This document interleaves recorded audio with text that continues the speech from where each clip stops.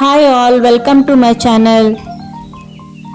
Please like the video and subscribe to my channel. ಇವತ್ತು ತೊಂಡೆಕಾಯಿ ಹಾಗೂ ಕಡಲೆಕಾಳನ್ನ ಹಾಕಿ ಒಂದು ಮಸಾಲ ಗ್ರೇವಿ ಮಾಡೋಣ ಬನ್ನಿ.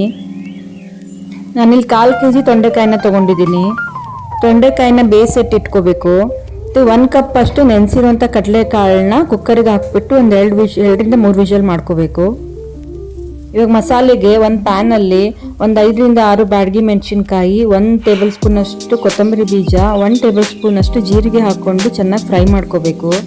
ಒಂದು ಅರ್ಧ ಕಪ್ ಅಷ್ಟು ತೆಂಗಿನಕಾಯಿ ತುರಿನ ಹಾಕ್ಕೊಂಡು ಹುರಿದಿದಂಥ ಪದಾರ್ಥಗಳನ್ನು ಹಾಕ್ಕೊಂಡು ಒಂದು ಸ್ವಲ್ಪ ಅರಿಶಿನ ಪುಡಿ ಮತ್ತು ಒಂದು ಹೆಚ್ಚಿದಂಥ ಈರುಳ್ಳಿ ಹಾಕ್ಕೊಂಡು ಚೆನ್ನಾಗಿ ಮಿಕ್ಸಿ ಮಾಡ್ಕೋಬೇಕು, ಸ್ಮೂತ್ ಪೇಸ್ಟ್ ಮಾಡ್ಕೋಬೇಕು.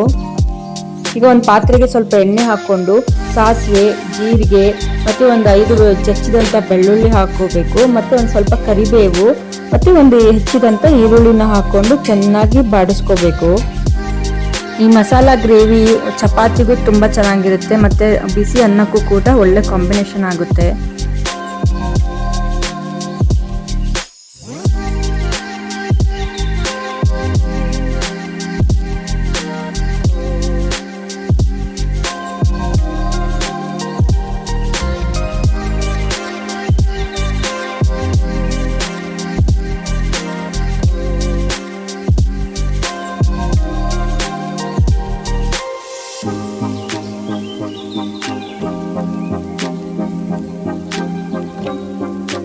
ಇವಾಗ ರುಬ್ಬಿದಂಥ ಮಸಾಲೆಯನ್ನು ಹಾಕ್ಕೊಂಡು ಚೆನ್ನಾಗಿ ಮಿಕ್ಸ್ ಮಾಡ್ಕೋಬೇಕು.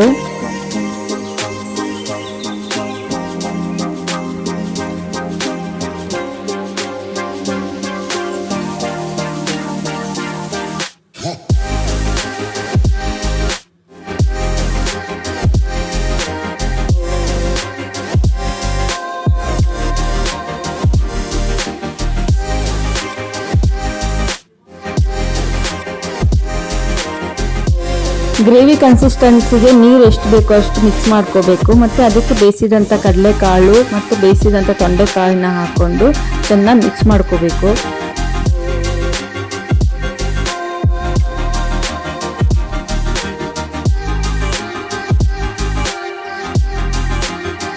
ಇದಕ್ಕೆ ಒಂದು 2 ಟೇಬಲ್ ಸ್ಪೂನ್ ಅಷ್ಟು ಹುಣಸೆ ರಸ ಮತ್ತು ರುಚಿಗೆ ತಕ್ಕಷ್ಟು ಉಪ್ಪು ಹಾಕ್ಕೊಂಡು ಚೆನ್ನಾಗಿ ಮಿಕ್ಸ್ ಮಾಡ್ಕೋಬೇಕು. ಸ್ವಲ್ಪ ಹೊತ್ತು ಮುಚ್ಚಿಟ್ಟು ಚೆನ್ನಾಗಿ ಬೇಯಿಸ್ಕೋಬೇಕು.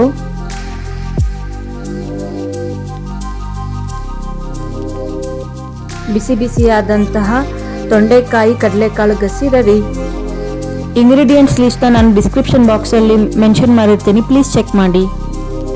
ರೆಸಿಪಿ ವಿಡಿಯೋ ಇಷ್ಟ ಆಗಿದ್ರೆ please like and subscribe to my channel. Thank you for watching.